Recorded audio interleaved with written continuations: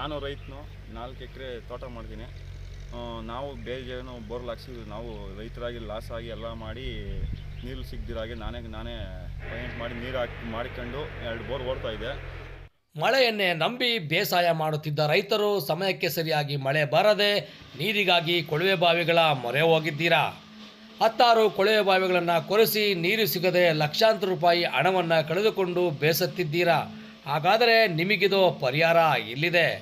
ಇವರೇ ಆಲಪ್ಪನಹಳ್ಳಿಯ bore point Kiran ಎಂದೇ ಪ್ರಸಿದ್ಧಿಯಾಗಿರುವ ಆಲಪ್ಪನಹಳ್ಳಿ ಕಿರಣ್ ರವರು. ಮುದ್ದುಗಾನಗುಂಟೆಯ ಗಂಗಮ್ಮ ತಾಯಿಯ ಹೆಸರನ್ನೇಳಿ ಮನೆ ದೇವರನ್ನು ನೆನೆದು ಕೈಲೊಂದು ನಿಂಬೆಹಣ್ಣು ತೆಂಗಿನಕಾಯಿ ಹಿಡಿದು ಜಮೀನಿಗೆ ಇಳಿದರೆ ಸಾಕು, 10 ನಿಮಿಷಗಳಲ್ಲೇ ನಿಮಗೆ ಬೋರ್ ಪಾಯಿಂಟನ್ನು ಮಾಡಿಕೊಡುತ್ತಾರೆ. 2020ನೇ ಇಸ್ವಿ ಏಪ್ರಿಲ್ 21ರಂದು ಬೋರ್ ಪಾಯಿಂಟ್ ಮಾಡಲು ಪ್ರಾರಂಭಿಸಿದ ಕಿರಣ್ ರವರು ಇದುವರೆಗೂ 1000 ಕೊಳವೆ ಬಾವಿ ಪಾಯಿಂಟ್ಗಳನ್ನು ಮಾಡಿಸಿದ್ದಾರಂತೆ. ಇದರಲ್ಲಿ 15 ಕೊಳವೆ ಬಾವಿಗಳು ಫೇಲ್ಯೂರ್ ಆಗಿದೆಯಂತೆ. ಅದಕ್ಕೆ ಕಾರಣವನ್ನು ಅವರೇ ಹೇಳ್ತಾರೆ. ರೈತರು ನಾವು ಹೇಳಿಸಿದಷ್ಟು ಡೀಪು ಕೊರೆಸಲಿಲ್ಲ, ಹಾಗಾಗಿ ಫೇಲ್ಯೂರ್ ಆಗಿದೆ ಅಂತೆ. 2020 ಏಪ್ರಿಲ್ 21ರಿಂದ ಕಂಟಿನ್ಯೂ ಮಾಡಿದ್ದು 1000 ಪಾಯಿಂಟ್ ಮಾಡಿದ್ದೀನಿ. ಅದರಲ್ಲಿ ಆಕಸ್ಮಿಕ ಹೆಚ್ಚು ಕಮ್ಮಿಯಾಗಿ ಒಂದು 16-17 ಹೋಗಿದೆ. ಯಾಕೆ ಹೆಚ್ಚು ಕಮ್ಮಿ ಹೋಗಿದೆ ಅಂದರೆ ನಾನು ಹೇಳಿದಷ್ಟು ಡೀಪ್ ಒರೆಸಿಲ್ಲ.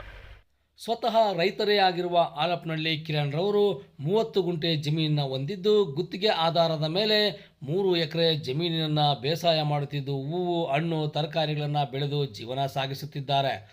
ಏಪ್ರಿಲ್ 21, 2020ನೇ ಇಸ್ವಿಯಲ್ಲಿ ಬೋರ್ ಪಾಯಿಂಟ್ ಮಾಡಲು ಪ್ರಾರಂಭಿಸಿದ ಕಿರಣ್ ರವರು ಇದುವರೆಗೂ 1000 ಬೋರ್ ಪಾಯಿಂಟ್ಗಳನ್ನು ಮಾಡಿದ್ದಾರಂತೆ.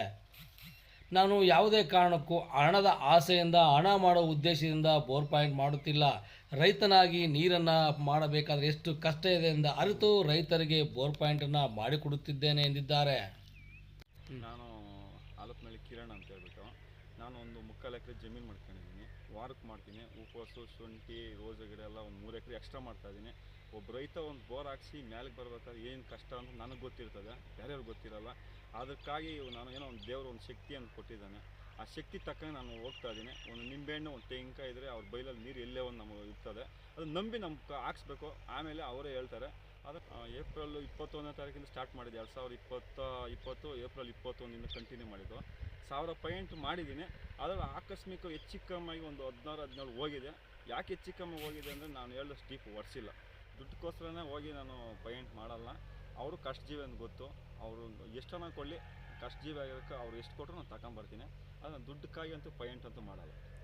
ಗಂಗಮ್ಮ ದೇವಿಯ ಭಕ್ತರಾಗಿರುವ ಕಿರಣ್ ರವರು ತಮ್ಮ ಜಮೀನಿನಲ್ಲಿ ಗಂಗಮ್ಮ ದೇವಿಗೆ ಪುಟ್ಟ ಗುಡಿಯೊಂದನ್ನು ನಿರ್ಮಿಸಿ ಪೂಜಿಸುತ್ತಾ ಬಂದಿದ್ದು ತಾಯಿಯ ಆಶೀರ್ವಾದದಿಂದ ಬೋರ್ ಪಾಯಿಂಟ್ ಮಾಡುವ ಶಕ್ತಿಯನ್ನು ಪಡೆದಿದ್ದು ಇದುವರೆಗೂ 1000 ಪಾಯಿಂಟ್ಗಳನ್ನು ಮಾಡಿದ್ದು ರಾಜ್ಯದ ವಿವಿಧ ಮೂಲೆಗಳಲ್ಲಿ ಹೋಗಿ ಬೋರ್ ಪಾಯಿಂಟ್ ಕಿರಣ್ ಎಂದೇ ಪ್ರಸಿದ್ಧಿಯಾಗಿದ್ದು ಬೋರ್ ಪಾಯಿಂಟ್ಗಳನ್ನು ಮಾಡುತ್ತಾ ಬಂದಿದ್ದಾರೆ.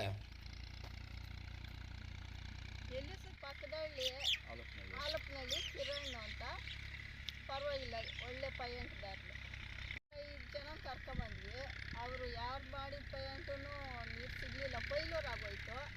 ಆದರೆ ಏನೋ ಇಲ್ಲಿ ಪಕ್ಕದಲ್ಲಿ ನಮ್ಮವರು ಉಳಕ್ಕೆ ಹೋಗ್ತಾಯಿದ್ರು. ಆ ಉಳೋದ್ರಿಂದ ಹಣ ಯಾರು ಮಾಡೋದೇನು, ನಾನೇ ಮಾಡ್ತೀನಿ ನಡೆಯೋಣ ಅಂತೇಳಿ ಬಂದು 2 ಪಾಯಿಂಟ್ ಮಾಡಿದೆ. 210 ಅಡಿ ಒಳ್ಳೆ ನೀರು ನಮಗೆ. ಊರುಗಳಲ್ಲೆಲ್ಲ ಪಾಯಿಂಟ್ ಮಾಡಿದ್ದಾರೆ.